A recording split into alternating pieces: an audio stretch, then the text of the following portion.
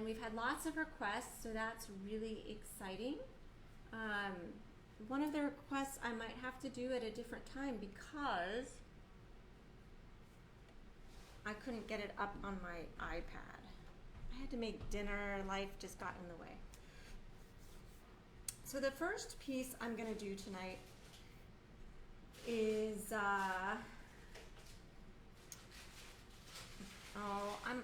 I'm going to forget how to say his name again. This is so embarrassing. So I'm going to go and look. So Louis Sauter. That's what I'm going to say.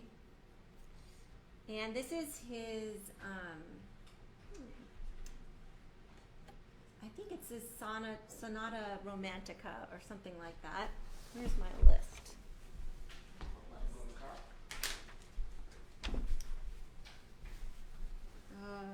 I feel so discombobulated. Yeah. And he suggested reading 1 and 3. So the first one is on Dante. Oh no, this is not right. Oy, ay, ay, ay, ay. Okay. I'm just going to go to my email that has it in it because this is really bugging me. Oh my gosh. Okay. Here we go. Okay, Sonata Romantica. And they're based on poems by Francesca Cerdan. The first movement is Adagio. Dotted quarter note equals 62. And he said, yeah, 1 and 3.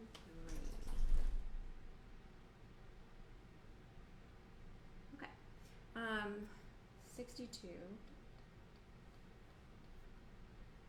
Looks like there's a lot of tempo changes, a lot of ritardandos and a tempos. It's in C minor. I don't think it changes key. Oh, it does change key. It goes to C major a little bit. Fine, I'm hunky-dory with C major. So let's give it a whirl. All eighth notes are the fastest note value. Melody in the right hand most of the time. And there's a lot of just a similar pattern that comes over and over again. So that's cool. Okay. I wish I knew French. There's this like French poem at the beginning.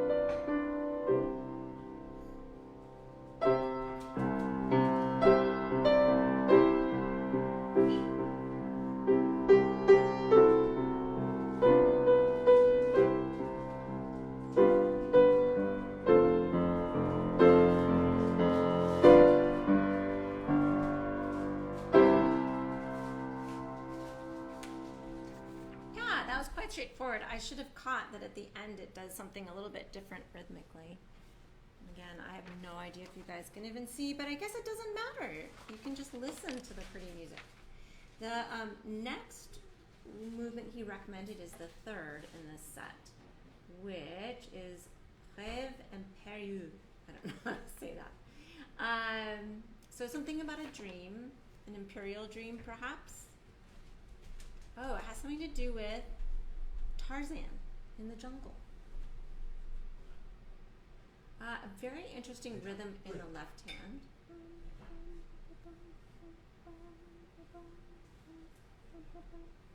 Yeah, so rhythmically this looks a little interesting.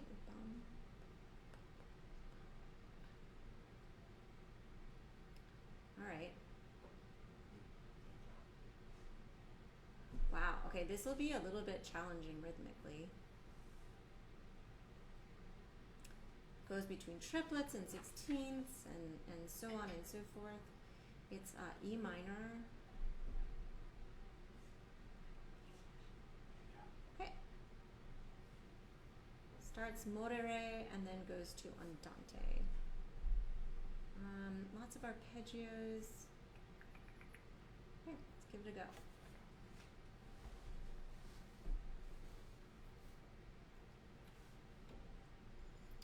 One, two.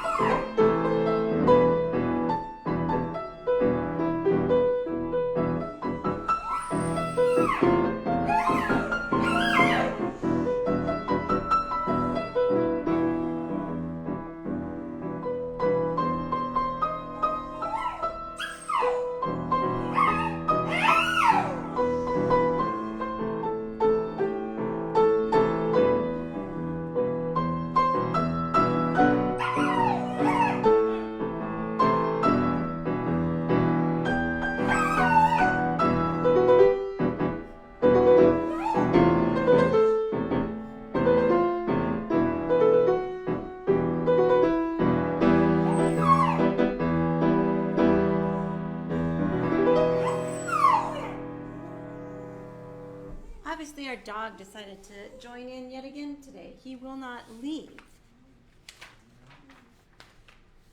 Okay, this is a great day. Indeed.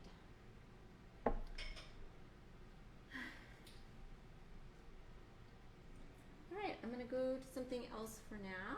Let's see. I'm totally thrown off. I think I'm gonna go next. Let's see.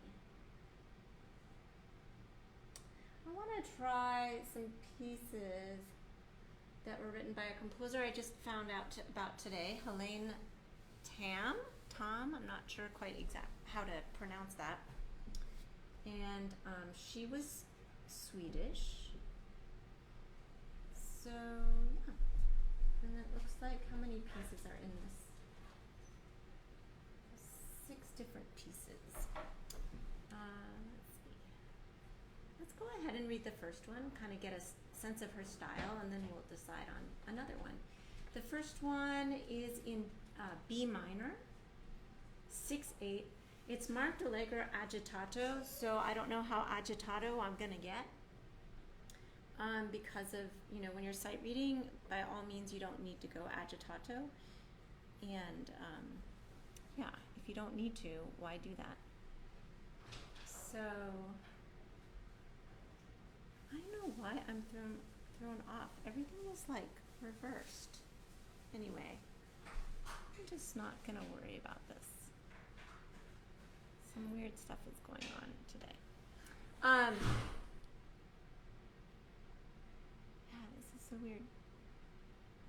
Okay, so Allegro agitato, 6/8, so I'll be feeling it into, it's very accompanimental in the left hand, and right hand has a lot of 16th notes, so that'll be interesting, but a lot of it is sort of in arpeggio fashion, so I'll try to just go for the scales that it's covering, or get the harmony that's basically implied. And hey, so let's see if there's any key changes. It does go to A major at some point, and then back to D major. So no repeats. Let's see how it goes.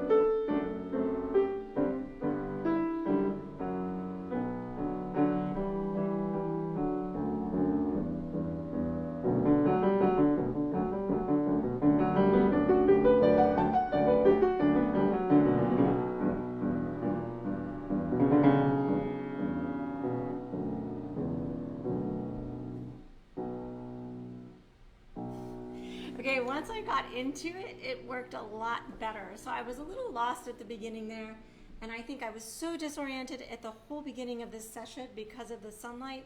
Now I can kind of see myself.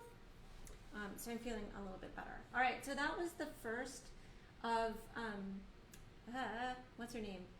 Hélène Tham's 6 pieces. I really liked that once I got into that. So let's go ahead and read a little bit more. So this third movement is marked Allegro vivace. She unfortunately likes fast movements, it appears. 6/8 again. Right hand has, so I know I'm gonna pay more attention to the left hand part, and that my right hand, my eyes really have to just glance every 2-3 measures to grab whatever chord is going on in the right hand. So focus really more on the left hand here.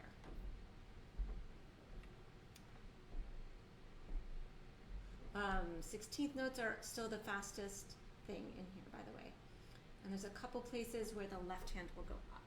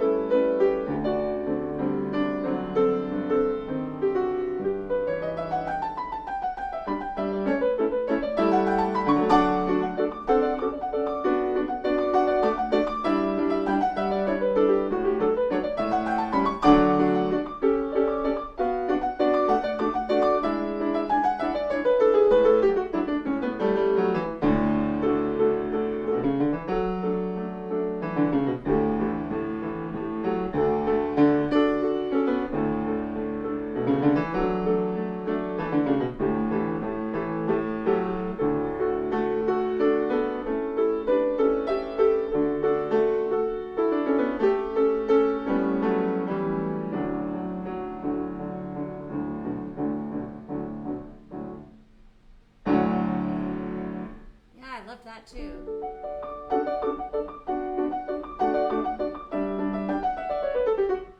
Beautiful. Okay. Third movement. I think these are all fast. That's too bad. I really wanted to see what she did in slower movements, but we're not going to get that. So I think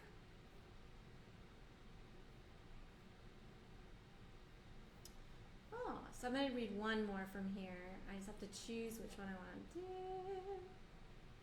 Let's do the last one. The last one is marked Tempo di Minuetto. So that's a little bit something more I can take some time with.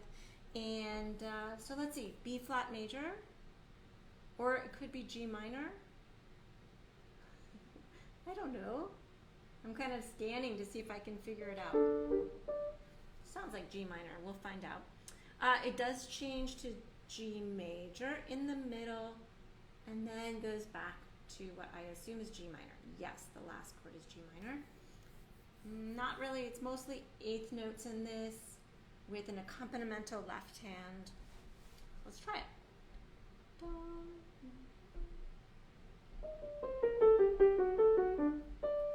That sounds kind of like a good waltz thing.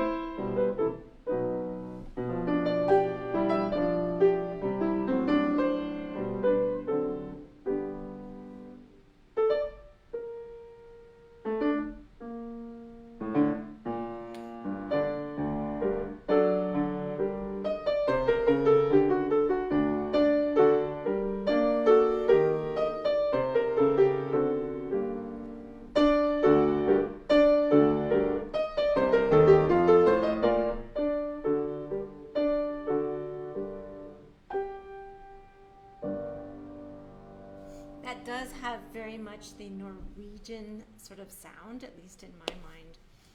So that's fun. All right, I think I'm gonna leave that for now, but I'm very excited to read the rest of those at some point. So, all right, next up, what should I do?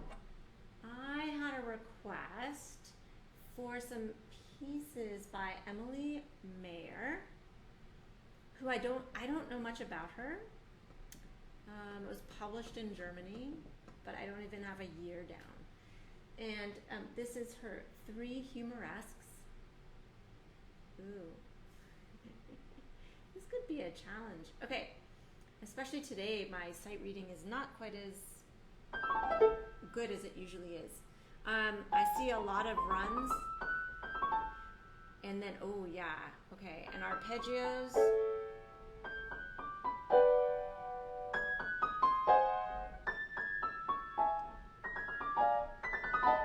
Okay, but it does just move up. I think if I try to grab the chords and improvise that way, that should work.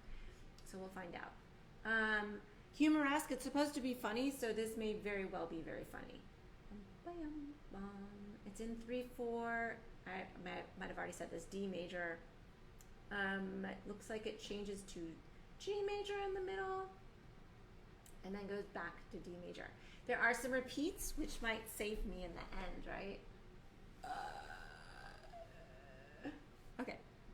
I don't know. There's a lot of 8/VA and there's lots of ledger lines, but luckily it's in a cascading arpeggio thing.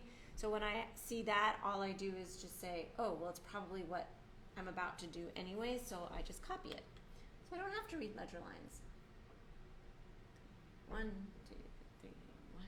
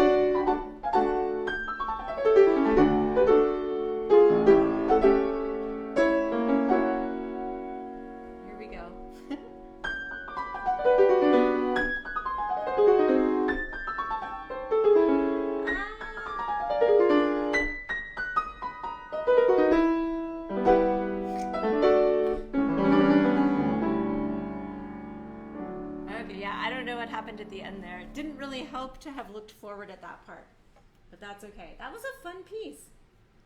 Oh, there was a repeat, but oh well. All right, the second one. Let's see. Looks like we're in E major. And this also is in 3/4, so very waltz-like. Again, arpeggios, some scalar type stuff. There's a più lento, so a slower section in the middle. I'm going to try to really take advantage of that. And goes to, let's see, E major, A major, and then it goes back to E major and is back to a tempo. All right, we'll see what happens.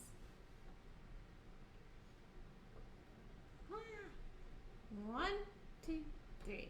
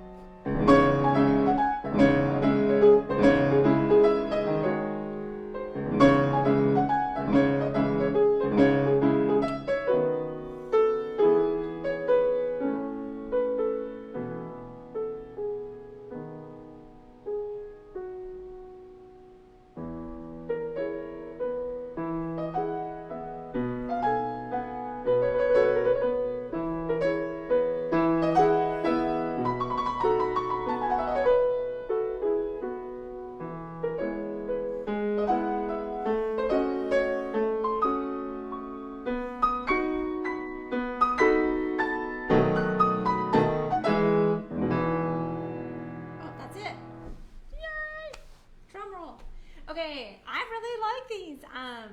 Emily Mayer. There's one more, so I think I'm going to go ahead and do that one too. So here we go. This is in 3. Looks like there is a da capo thing, so I always want to make sure I know where I'm going. But yeah, I don't really understand. Oh, no. I really don't know what it's for, to tell you the truth. I think they're making it up. So that's good to know. I'm just going to ignore it. Oh, there's lots of these like 30-second note thingy-majingers. But look, it's all the same notes. So I'm just going to make it up. Always make it up. There's also a lot of little turn things, so that'll be interesting. C major, that's nice. More of this dotted rhythm. I think that's a humoresque is a type of, maybe it's a type of dance. C major, it starts out, second page it goes to F major. Yeah, and really most of the action is in the right hand. And you've got this kind of waltz-like left hand after this introduction. So here we go. Oops, I better decide on a tempo. Yada da da, yada dum.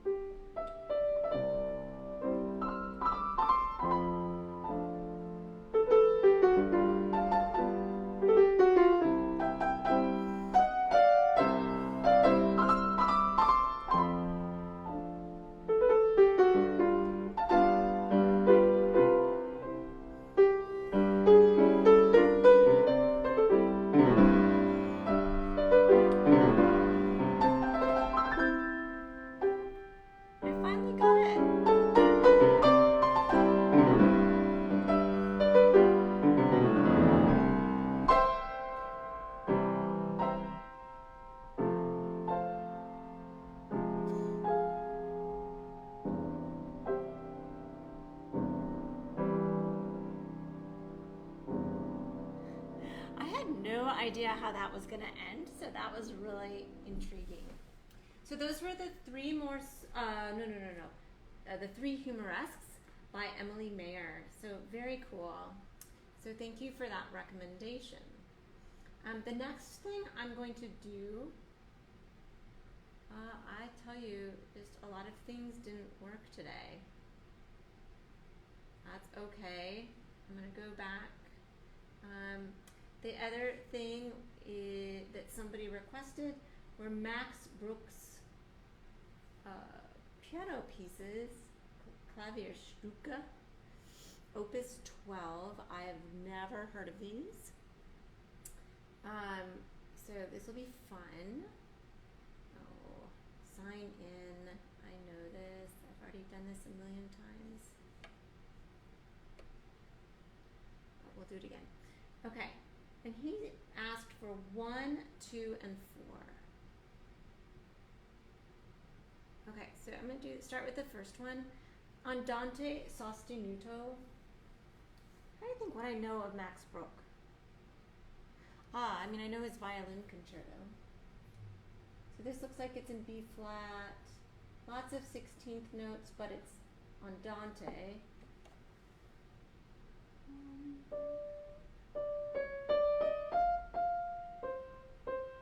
This sounds beautiful. Or it looks like it's going to sound beautiful. It does not change keys. It looks quite straightforward. So for that reason, I'm going to just give it a whirl.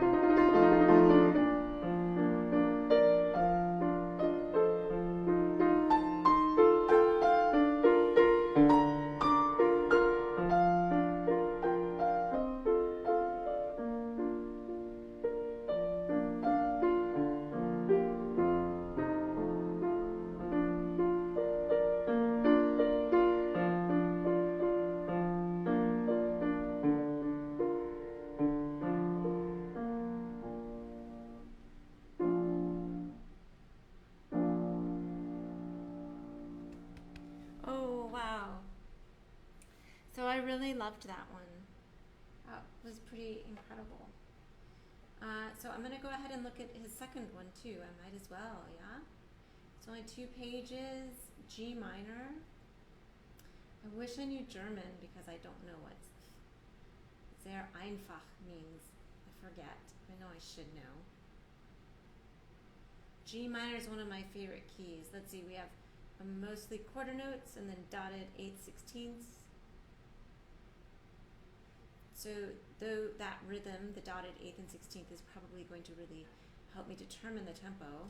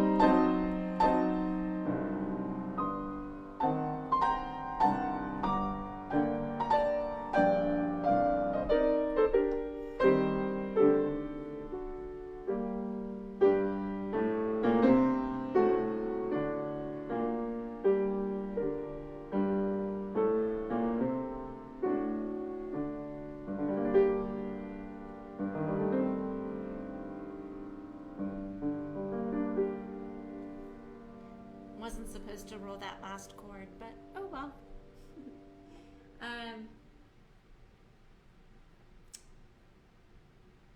Okay, I'm gonna do the last, the other one he requested, which was 4. So this is Max Bruch. Because of time, I'm gonna try just a challenge of just reading it without prep work. Let's see what happens. Except I have to figure out the tempo.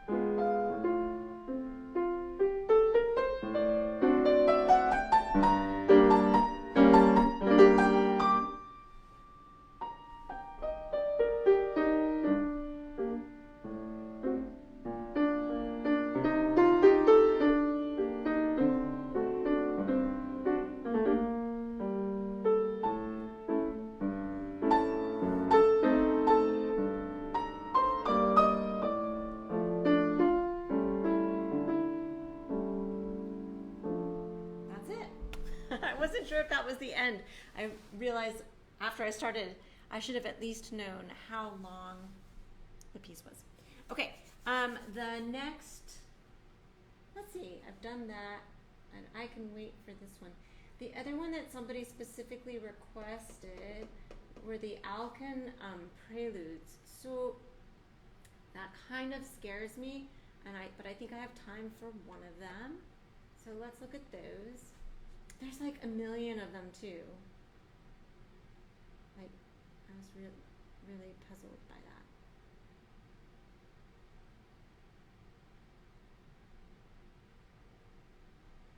Oh, these actually don't look so bad.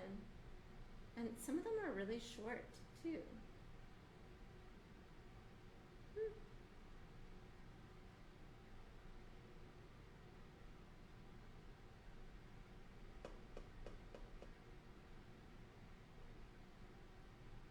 Alright, well, I'm just gonna try one. They're very short. I'm very curious about the story behind these. What are these? They're preludes. This one is Placiditas.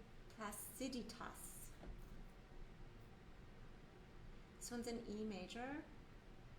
It's in 2-2-2 or 4-4. And I don't know, there's some odd numbers marked through here. I don't know what it means. But because of time, again, I'm just going to go ahead and read. No 16th notes.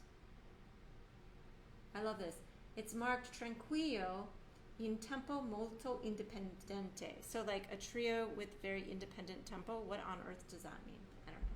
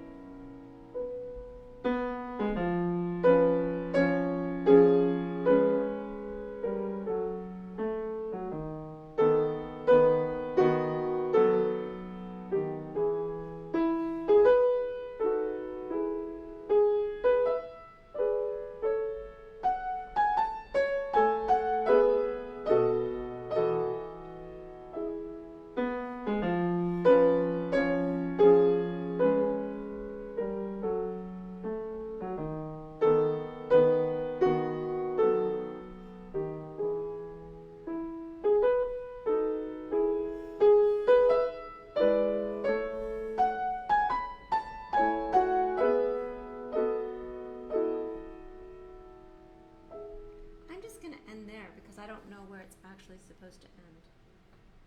That was really beautiful though. I liked that. Let's try another one of these. We're gonna try un petit rien. I think a rien is like a smile or a laugh. This is also in 2-2. He seems to like this. This is again Alkan.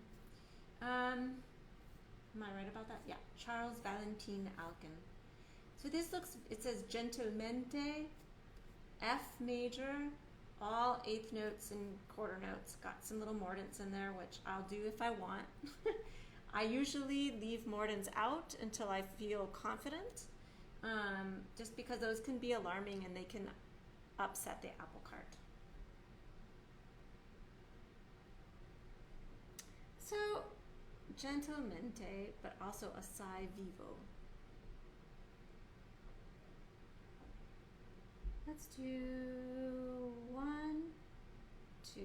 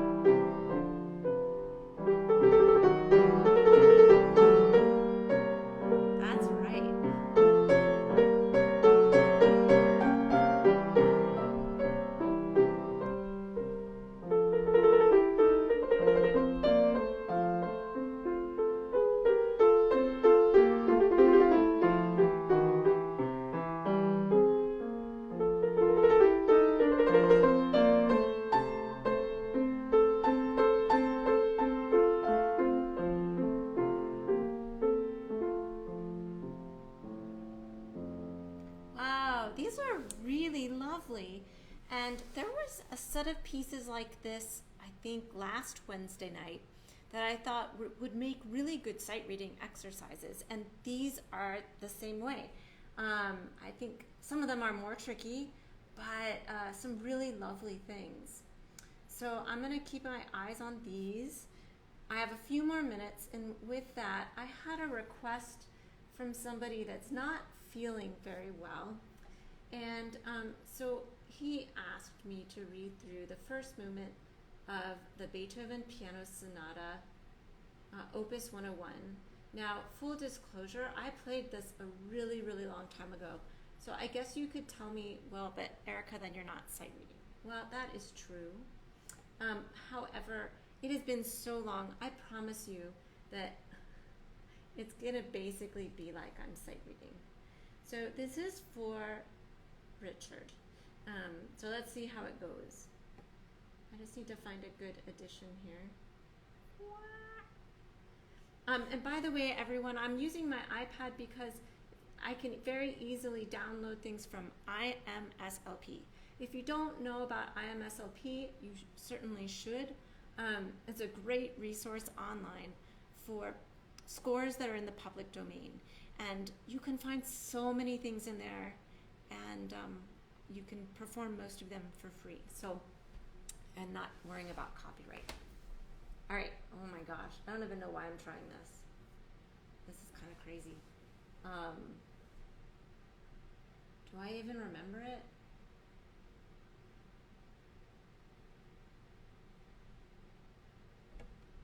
I don't know. I might really regret this. So I might have to end with something else, but after this, to redeem myself. But this is for Richard.